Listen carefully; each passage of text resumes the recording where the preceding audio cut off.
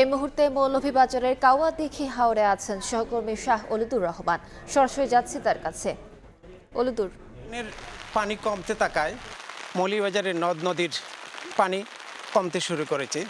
গত ২৪ ঘন্টায় পানি উন্নয়ন বোর্ড জানিয়েছে প্রায় ২৩ থেকে ২৪ সেন্টিমিটার পানি কমেছে, যার জন্য নদ নদীগুলি পানি অনেকটাই কমে গেছে। তবে সীমান্ত নদী জুড়ির পানি বিভীষিমার উপর দিয়ে এখনও প্রবাহিত হচ্ছে। তবে কিছু কিছু পানি এখনও বিভীষিমার নিচ দিয়ে প্রবাহিত হচ্ছে। তবে হাওর, কাওয়াদিঘি, হাকালুকি, কাঞ্জার হাওর এবং বিভিন্ন হাওরগুলোতে পানি অপরিবর্তিত রয়েছে, জলাবদ্ধতার পানি অপরিবর্তিত রয়েছে এবং লোকজনদের দুর্ভোগ চরম আকার ধারণ করেছে। যে জায়গায় এই পানি হচ্ছে।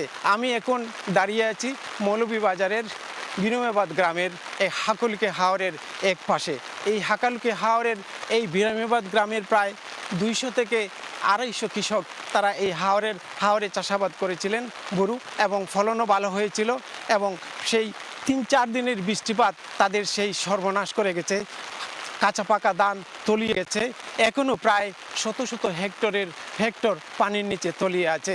তারা অনেকেই চেষ্টা করছেন ধান কেটে উপরে উঠানোর জন্য, কিন্তু পারছেন না। একদিকে যেমন মরার উপরে কারার গা হিসেবে দেখা দিয়েছে শ্রমিক সংকট, অন্যভাবে দেখা দিয়েছে বৈরী আবহাওয়াতে ধান কাটতে যেয়ে তারা নানা রকমের সমস্যার সম্মুখীন হচ্ছেন।